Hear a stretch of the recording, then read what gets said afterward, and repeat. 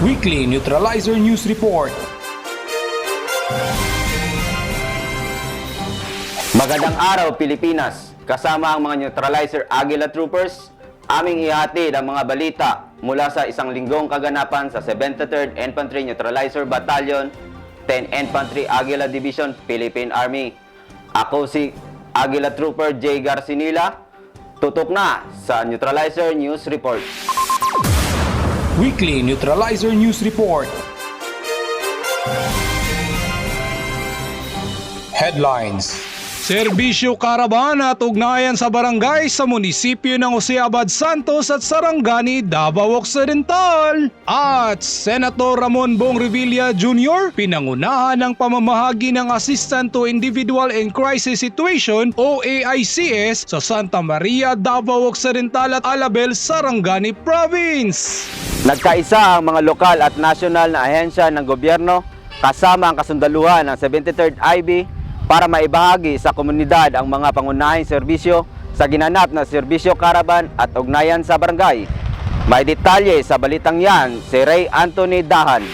Sa pakikisa para sa layuning maipaabot ang serbisyo ng gobyerno na isagawa ang makahiwalay na serbisyo karaban at ugnayan sa barangay bilang bahagi ng Retold Community Support Program o RCSP, isang convergence program na itinataguyod ng pamahalaang nasyonal at iba pang mga ahensya na pinangungunahan ng Department of Interior and Local Government o DILG, Philippine Army, Philippine National Police at iba pang konsernadong ahensya ng pamahalaan upang magkaloob ng iba't ibang pag-alalay na kailangan sa mga liblib na komunidad sa barangay ng Malalan, Jose Abad Santos at barangay Batoganding, munisipyo ng Sarangani, Davao Occidental. Nasa mahigit 2,000 residente ang nabigyan ng libreng serbisyo mula sa mga lokal at nasyonal na mga ahensya ng ating gobyerno gaya ng free vaccination ng mga hayop, free birth certificate registration, free SIM registration, free consultation on marine life, libreng konsultasyon sa kalusugan at gamot, free crops registration at libreng konsultasyon sa mga programa ng ating gobyerno. Nagkaroon din ng libreng gupit, food feeding program at pamamahagi ng information materials tungkol sa Army recruitment na pinangunahan din ng kasundaluhan ng 73rd IB. Nagkaroon din ng awareness campaign at kasamang nagbigay ng mga mensahe ang representante ng mga lokal at nasyonal na mga ahensya kasama na rin kasundaluhan ng 73rd IB. Nagbigay impormasyon tungkol sa Army recruitment, mga accomplishment ng kasundaluhan ng 73rd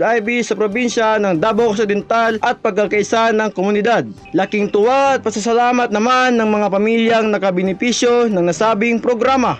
Ako kong kalipay sa maong okasyon karon sa maong karaban na naapon sa amo ang barangay Malagan o nahimo gayod.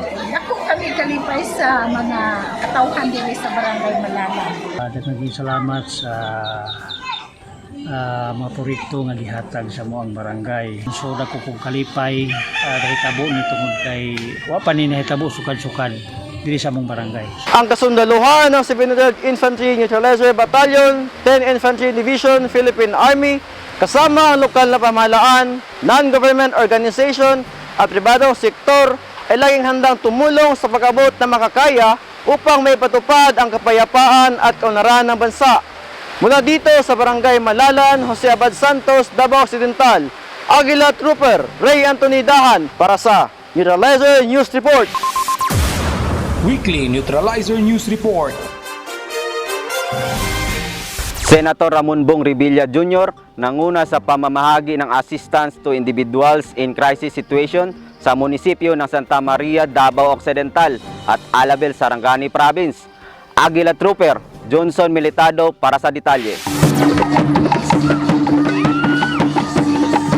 Nasa 6 na milyong peso ang ibinahagi sa kabuuang 3,000 mga residente sa bayan ng Santa Maria, Davao Occidental at Alabel, Sarangani Province ang nakatanggap ng tulong pinansyal sa ilalim ng Assistant to Individual in Crisis Situation o AICS na programa ng Department of Social Welfare and Development o DSWD. Pinangunahan ito ni Senator Ramon Bong Revilla Jr. at Mayor Dinco Bautista sa munisipyo ng Santa Maria, Davao Occidental at Gobernador Rogelio Virgilio Pacquiao sa Alabel, Sarangani Province. Ang pamamahagi ng tulong sa mga benepisyaryo kabilang ang mga person with disabilities, senior citizen at mga indigent na residente sa bayan. Nakatanggap ng 2,000 bawat isa sa mga residente ng Santa Maria, Davao Occidental at Alabel, Sarangani Province na pinangasiwaan ng DSWD at Provincial Social Welfare Development Office o PSWDO. Ang mga beneficiary naman ay dumaan sa proseso ng registration at validation upang matiyak na sila talaga yung makakatanggap ng tulong pinansyal mula sa gobyerno. Siniguro naman ang kasundaluhan ng 73rd IB sa pangunguna ni Lieutenant Colonel Jai Christian P. Mendoza, Battalion Commander, kasama ang kapulisan at koordinasyon na rin ng lokal na pamalaan kasama ang Provincial at Municipal Risk Reduction Management Office ang seguridad ng bawat mamamayan at mga bisita upang maging ligtas at mapayapa ang nasabing payout distribution. Sa pahayag naman ni Senator Revilla Jr. na patuloy lang ang gobyerno sa pagbibigay ng tulong sa ating komunidad at maipadarama sa bawat Pilipino na nandito lang ang pamalaan na laging kaagapay sa anumang sitwasyon ng ating bayan. Makikita naman ng saya at tuwa ng mga benepisyaryo sa natanggap nilang tulong pinansyal.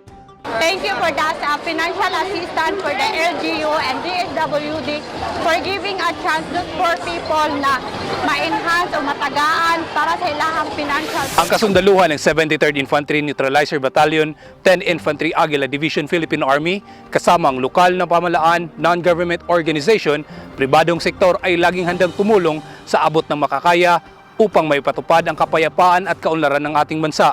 Mula dito sa munisipyo ng Santa Maria, probinsya ng Davao Occidental, Aguila Trooper Johnson Militado para sa Neutralizer News Report. Weekly Neutralizer News Report. Neutralizer News Trivia. Alam niyo ba? Alam niyo ba itinakdang National Peace Consciousness Month ang buwan ng Setyembre taon-taon sa Proklamasyon No. 675 na inisyu noong July 20, 2004 para sa sama-samang pagpapatunay sa kalagaan ng isinisulong na National Peace Agenda ng pamahalaan. Tema para ngayong taon ay kapayapaan, responsibilidad ng bawat mamamayan. The milestone that we celebrate today epitomizes the commitment that you have put to end the decades-long insurgency in the area through the provision of national reintegration programs for former rebels and promotion of the island's peace and security. Pagpatuloy ninyo ang inyong nasimulan at nang sa ganun ay maging mas mapayapa ang Pilipinas at maging mas mapayapa ang buhay ng bawat Pilipino. Kaya laging tandaan, bida ang may alam. 73rd Infantry Neutralizer Battalion, your soldier, defender, and friend.